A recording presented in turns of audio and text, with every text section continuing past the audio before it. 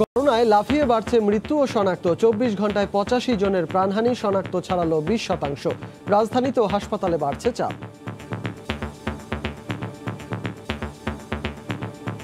অনেক পেশেন্ট নিচে পড়ে আছে। আমাদের ফিউচার যে কি আছে আল্লাহ তাআলাই ভালো জানেন। কোথায় রুগী নিয়ে রাখবে মানে নিজেরাই এই ডিসিশনে ভুগছে। 36 to 40 পার ডে যদি আমাদের অ্যাডমিশন হয়, আমাদের 10 দিনই আমাদের হাসপাতাল ভরে যাবে। একসাথে যে হ্রাস অফ পেশেন্ট হবে সেটা ঠেকানোর মতো ক্যাপাসিটি আমাদের হাসপাতালের নেই। বাস, ট্রেন, লঞ্চ বন্ধ থাকলেও পায়ে হেঁটে ভাড়া গাড়িতে ঢাকা থেকে বাইরে যাওয়ার চেষ্টা।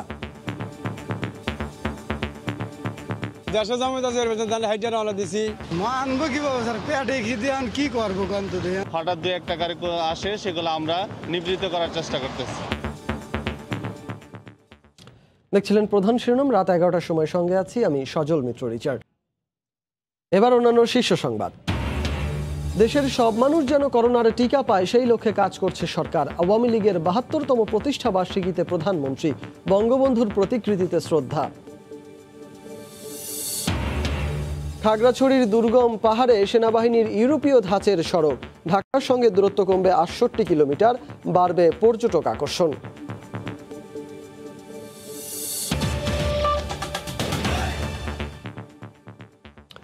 কোনো কিছুতেই নিয়ন্ত্রণে আসছে না দেশের করোনা পরিস্থিতি। ঢাকার বাইরেও লাগামহীনভাবে বাড়ছে সংক্রমণ ও মৃত্যু।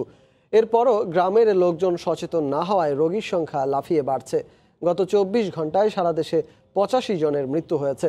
শনাক্তের হার বেড়ে ২০% ছাড়িয়েছে। এর মধ্যে উত্তর ও দক্ষিণ পশ্চিমাঞ্চলেই ৫৫ জন। রিপোর্টার ও জেলা প্রতিনিধিদের তথ্য ও ছবিতে রিপোর্ট।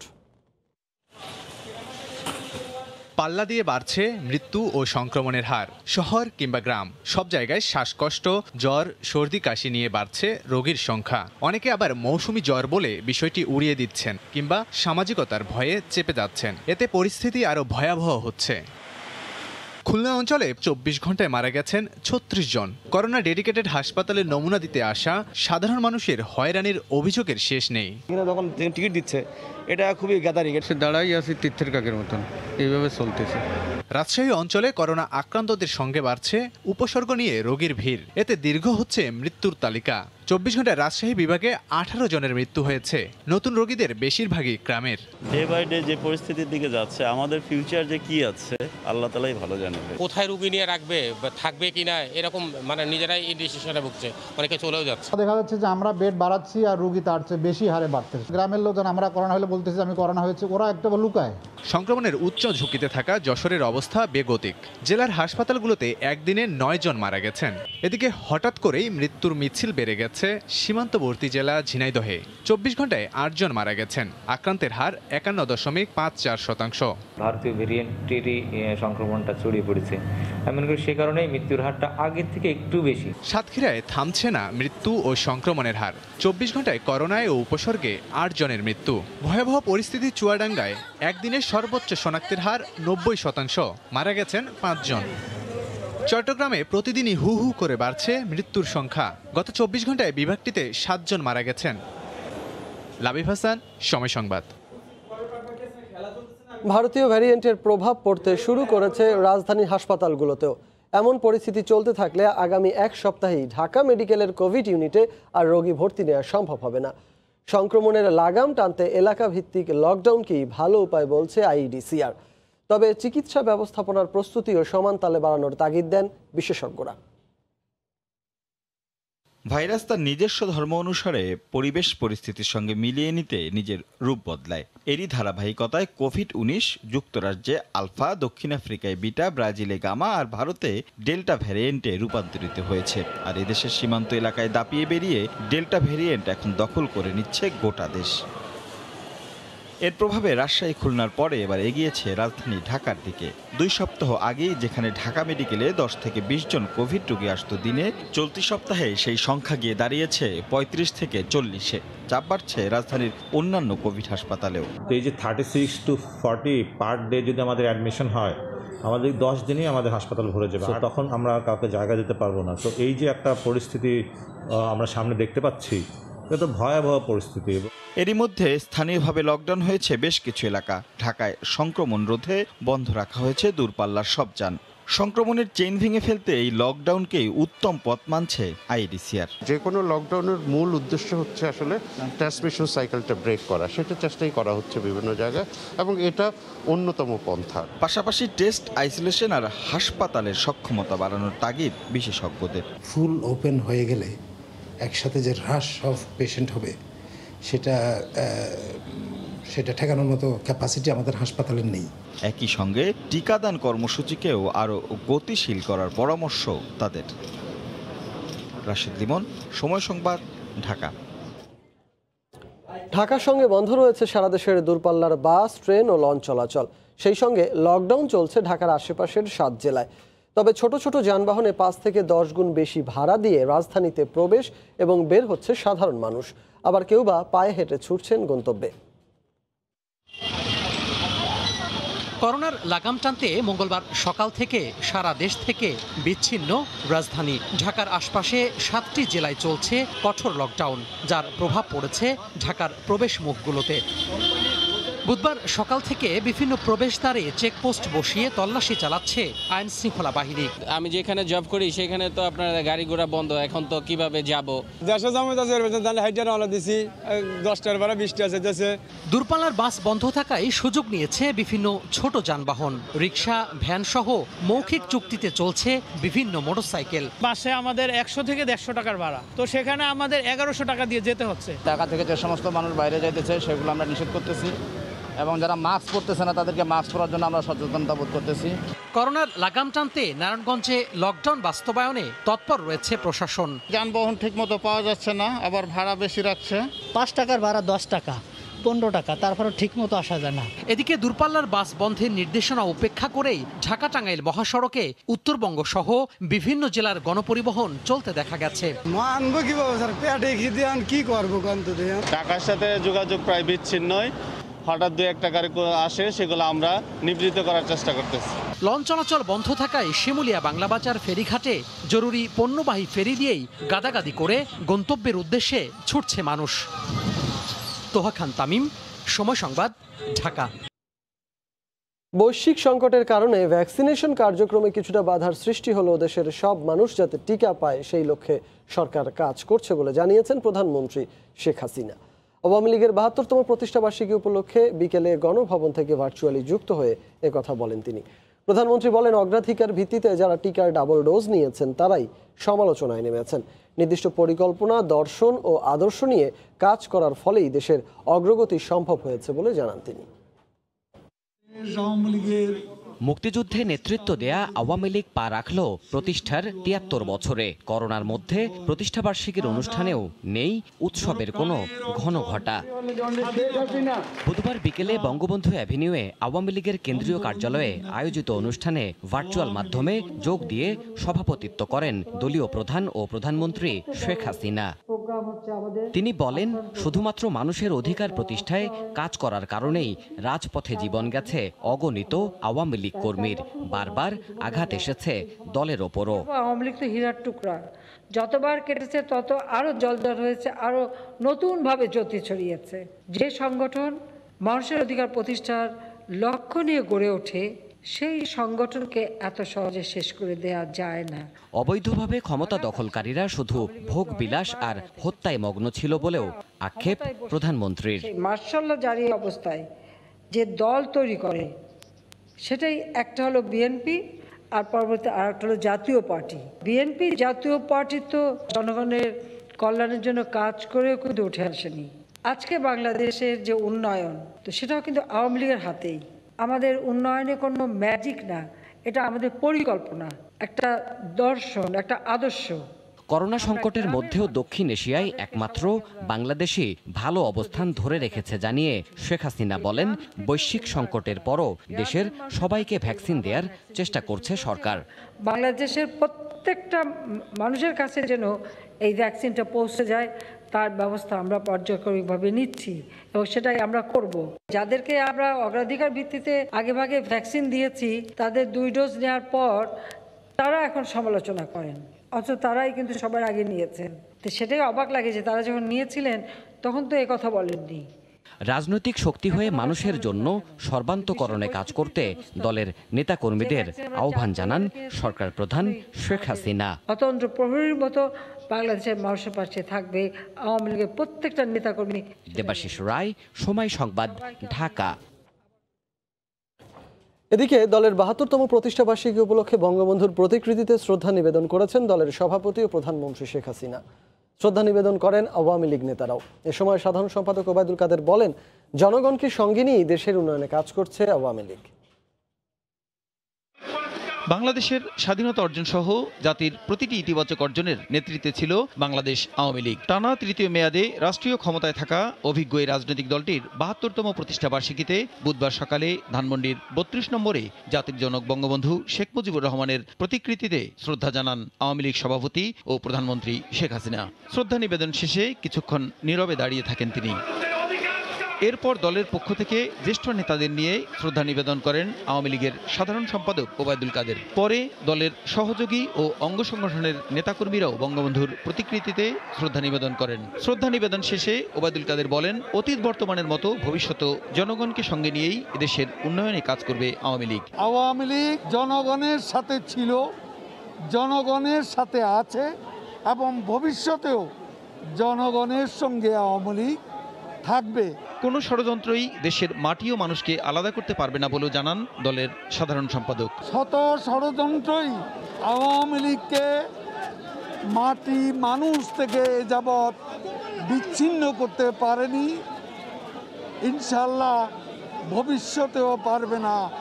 বঙ্গবন্ধু থেকে শেখ হাসিনা যে ঐতিহ্য আমরা বহন করে চলছি, এই ধারা অব্যাহত থাকবে।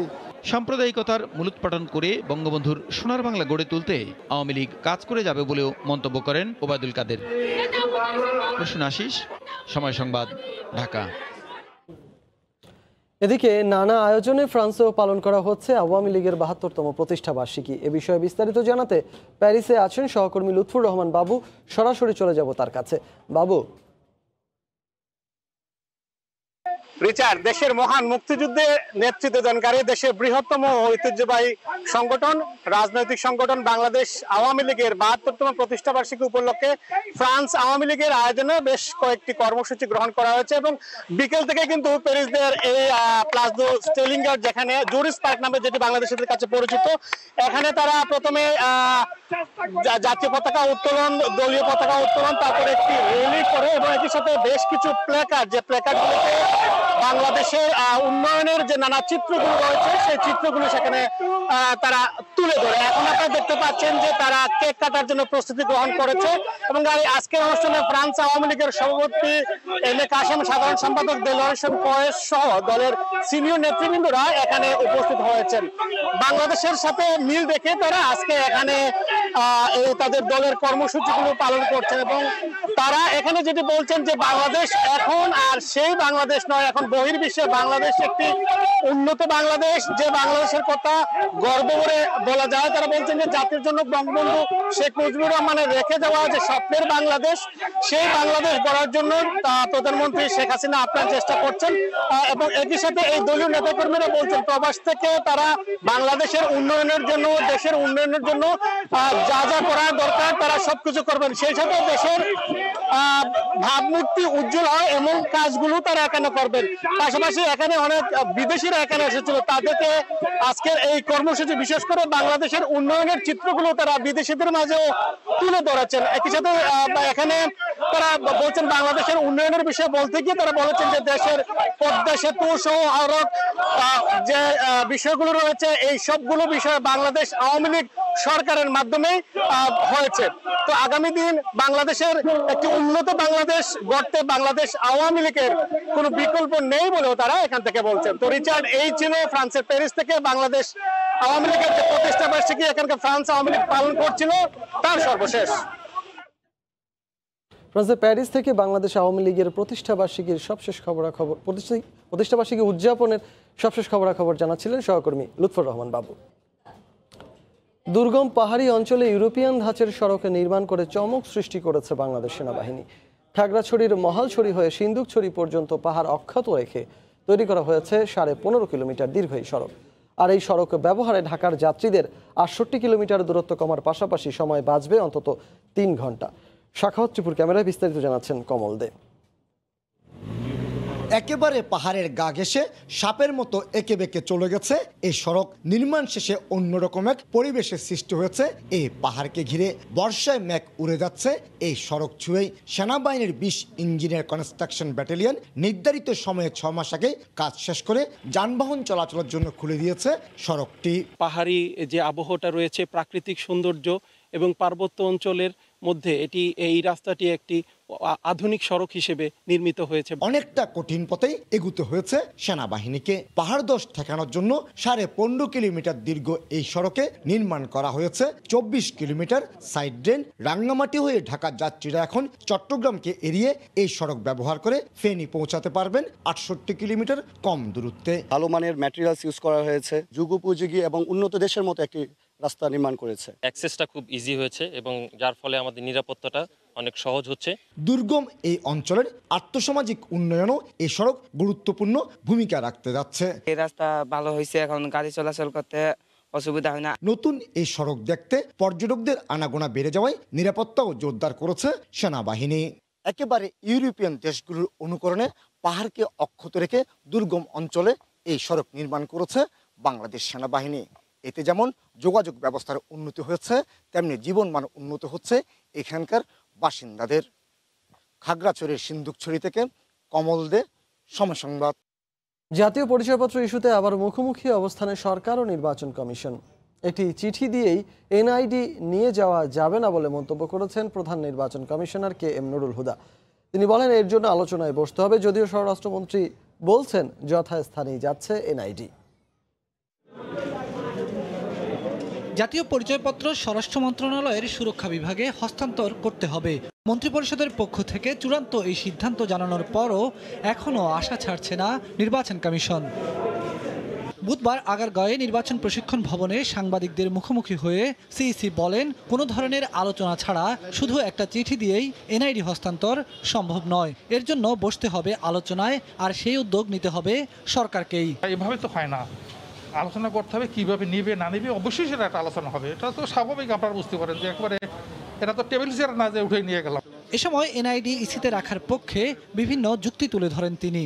এই কাজটা করার জন্য আমাদের কয়েক হাজার নিবেদিত কর্মী তৈরি হয়েছে 12-13 বছরে, এবং তারা অত্যন্ত প্রফেশনাল, অত্যন্ত উচ্চ পর্যায়ের প্রযুক্তি সম্পন্ন একটি কার্ড তারা তৈরি করতে পেরেছে। এতগুলো লোক আবার নতুন করে তৈরি করা আর আবার 12 বছর ধরে অন্য কোনো ডিপার্টমেন্টের পক্ষে সম্ভব না। তাদের যুক্তি হলো যেটা সরকারের জিনিস, তোমরা করবা কেন, তোমরা তো সরকার না। আর আমরা বলি আমরা সরকার না, কিন্তু আমরা তৈরি করেছি সরকারের, যখন যেটা দরকার হয় আমরা সরকারের সেবা দিতে পারি। তবে স্বরাষ্ট্রমন্ত্রী বলছেন, এনআইডি সেবা থাকতে হবে স্বরাষ্ট্র মন্ত্রণালয়ের অধীনেই। এনআইডিটা হলো মূল, সে যে বাঙালি, সে বাংলাদেশের মানুষ, কিন্তু সে ভোটার কিনা সেটা হলো 18 বছরের পরে সে ভোটার হয়। কাজে এটা সঙ্গত কারণেই এটা যথাস্থানেই সরকার কর্তৃক নির্দেশনা দিয়েছে যথাস্থানে আসার। ইলেকশন কমিশন সাধারণত তারা ভোটার লিস্ট তৈরি করে, সেই ভোটার লিস্ট তৈরি করার যত ধরনের সহযোগিতা এই এনআইডি থেকে পাওয়ার, সেগুলি তারা পাবেন। এটা সিস্টেমই তাই থাকবে। কাজেই সমন্বয়হীনতা কোনো প্রশ্ন আসে না। এদিকে এনআইডি হস্তান্তরের জন্য কার্যবিধি সংযোজন সহ নানা প্রস্তুতিমূলক কাজ শুরু করে দিয়েছে স্বরাষ্ট্র মন্ত্রণালয়ের সুরক্ষা সেবা বিভাগ। বেলায়েত হুসাইন, সময় সংবাদ, ঢাকা। মুক্তিযোদ্ধাদের গার্ড অব অনার দেওয়ার সময় নারী ইউএনওদের না থাকতে সংসদীয় কমিটির প্রস্তাব সংবিধানের সঙ্গে সাংঘর্ষিক বলে মনে করে মুক্তিযুদ্ধ বিষয়ক মন্ত্রণালয়। এ বিষয়ে মুক্তিযুদ্ধ বিষয়ক মন্ত্রী মোজাম্মেল হক বলেন, সংবিধানে প্রজাতন্ত্রের কর্মকর্তা কর্মচারীদের নারী পুরুষ আলাদাভাবে দেখা হয়নি, তাই নারী ইউএনওদের না রাখতে সংসদীয় কমিটির প্রস্তাব সংবিধান বিরোধী। দুপুরে নিজ মন্ত্রণালয়ে তিনি সাংবাদিকদের একথা বলেন। প্রজাতন্ত্রের কর্মচারী নারী না পুরুষ দেখার সুযোগ নেই, তারা নিজেরা উপস্থিত থেকে গার্ড অফ অনার দিবেন। যদি কোনো কারণে তিনি হেডকোয়ার্টারে না থাকেন, তাহলে তার পরবর্তী ব্যক্তি দিবেন। দাফন কখন হবে সেটা নির্ভর করে তার পরিবার বা ওই এলাকার, ওই যে সমাজের, আমাদের বীর মুক্তিযোদ্ধা যে সমাজে বসবাস করেন, সেই সমাজের লোকদের ইচ্ছার উপর বা তাদের সিদ্ধান্তের উপর। প্রশাসনের দায়িত্ব হচ্ছে যখন সময়টা নির্ধারিত হয় সেই সময় সে হাজির হওয়া। বিশ্বের ব্যস্ততম নগরী যুক্তরাষ্ট্রের নিউ ইয়র্ক সিটির প্রাইমারি নির্বাচনে দুজন বাংলাদেশি নারী প্রার্থী বিজয়ী হতে চলেছেন। তারা হলেন কুইন্স কাউন্টি সিভিল কোর্টের বিচারক পদে অ্যাটর্নি সোমা সাঈদ ও ব্রুকলিনের কাউন্সিল ওম্যান হিসেবে শাহানা হানিফ। মঙ্গলবার অনুষ্ঠিত নির্বাচনের রেকর্ড সংখ্যক বাংলাদেশি ভোট দেন। নিউ ইয়র্ক থেকে বিস্তারিত হাসানুজ্জামান সাকির রিপোর্টে। নিউ ইয়র্কের রাস্তায় এ যেন অভাবনীয় দৃশ্য। মাইকে বাংলায় ভোট চাওয়া হচ্ছে প্রার্থীদের পক্ষে। প্রতিটি কেন্দ্রে ভোটারদের উপস্থিতি যেমন ছিল, তেমনি প্রার্থীদের পক্ষেও ভোট চেয়েছেন অনেক বাংলাদেশি। নির্বাচনে 12 জন বাংলাদেশি বিভিন্ন ডিস্ট্রিক্টে কাউন্সিলম্যান পদে প্রার্থী হন। এটা কখনোই হতে পারতো না যদি বাংলাদেশিরা ভোট দিতে বের হতো না। সো আমরা অনেক এক্সাইটেড। নিউ ইয়র্কের কুইন্স কাউন্টি বিচারক পদে প্রার্থী হয়েছিলেন একমাত্র বাংলাদেশি অ্যাটর্নি সোমা সাঈদ। প্রথম বাংলাদেশি আমেরিকান ওম্যান কুইন্স থেকে একজন জাজ হবে, সে মুসলিম, এবং সব কমিউনিটি থেকে আমি সাপোর্ট পেয়েছি। ভোটাররা জানান সুন্দর পরিবেশে সুষ্ঠুভাবে ভোট সম্পন্ন হয়েছে। আমাদের পছন্দ মতো অন্যান্য মেয়র হোক আর অন্যান্য জাজ হোক, সবাই আমাদের প্রতিনিধিত্ব করে, এটাই আমরা চাই। আমরা চাই আমাদের কাউন্সিলের প্রতিনিধিরা ভোটে জয়ী হোক। মঙ্গলবারের নির্বাচনে ডেমোক্রেট ও রিপাবলিকান বিজয়ী প্রার্থীরা আসছে নভেম্বরে মূল নির্বাচনে পরস্পরের প্রতিদ্বন্দ্বী হবেন। তবে সাধারণভাবে ডেমোক্রেটিক সংখ্যাগরিষ্ঠ প্রার্থীরাই নিউ ইয়র্ক সিটিতে বিজয়ী হন।